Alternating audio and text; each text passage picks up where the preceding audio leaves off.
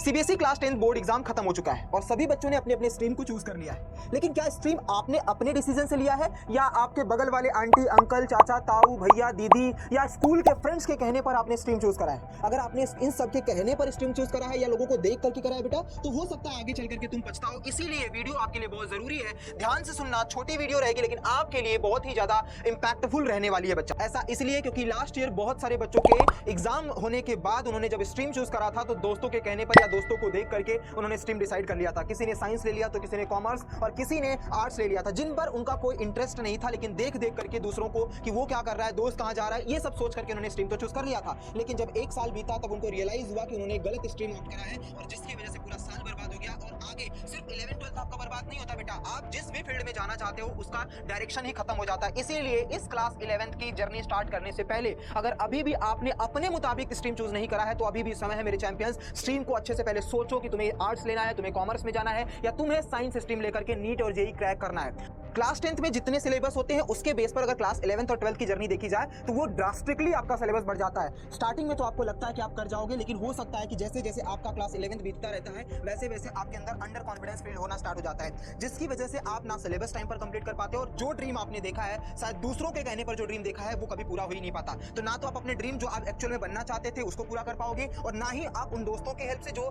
दोस्त आपका करना चाहते हैं उसको देख करके आपने जिस स्ट्रीम को चूज करा था उसमें भी आप फेल हो जाओगे। तो क्या आपके मन में ऐसे बहुत सारे सवाल आ रहे होंगे कि क्या सर अभी भी स्ट्रीम चेंज करने का मौका मिल सकता है? तो हाँ मेरे चैंपियंस, जब तक कि आपका क्लास 11th का रजिस्ट्रेशन नहीं हो जाता, क्लास 11 जब तक कि आपके सितंबर अक्टूबर में आपका रजिस्ट्रेशन होता है, जब तक रजिस्ट्रेशन नहीं होता तब तक आपके पास समय है। अच्छे तरीके से सोच लो, विचार लो, सारी स्ट्रीम को चूज करके देख लो कि किसमें आपका मन लग रहा है, कौन सा ड्रीम आपका क्या है। उस पर अगर आप 100% एक्यूरेट हो कि नहीं मुझे इसी स्ट्रीम को लेकर के आगे बढ़ना है, मुझे यही बनना है, मुझे जेईई क्रैक करना है, मुझे नीट में जाना है, मुझे यूपीएससी करना है, या फिर आप कॉमर्स लेकर के अकाउंट में या सीए बनना चाहते हो, तो उसी डायरेक्शन में आप स्ट्रीम को ऑप्ट करो और उसके अकॉर्डिंगली अपनी पढ़ाई को कंटिन्यू रखो। याद रखना सितंबर अक्टूबर से पहले आपको ये चीजें देखनी है। इसके बाद एक चीज और सवाल आता है कि नहीं अगर बाई चांस मान लो आपने क्लास 11 तक ऑप्ट कर लिया और आपको लगता है कि मैं साइंस कर ले जाऊंगा या कर ले जाऊंगी, क्या 12th में हम ऐसा कर पाएंगे? तो हाँ मेरे चैंपियंस, क्लास 10th में भी कर सकते हो, 12th में भी कर सकते हो, लेकिन उसके लिए थोड़ा सा आपको पापड़ बेलने पड़ते हैं, मतलब आपको ज्यादा एफर्ट मारने पड़ेंगे। आप अपने रीजनल हेड ऑफिस जाओगे, मतलब जहां पर भी आपके डिस्ट्रिक्ट का जो हेड ऑफिस रहता है वहां पर आपको जाना पड़ेगा, सारे डॉक्यूमेंट्स वगैरह देना पड़ेगा, 2 4 5 10 बार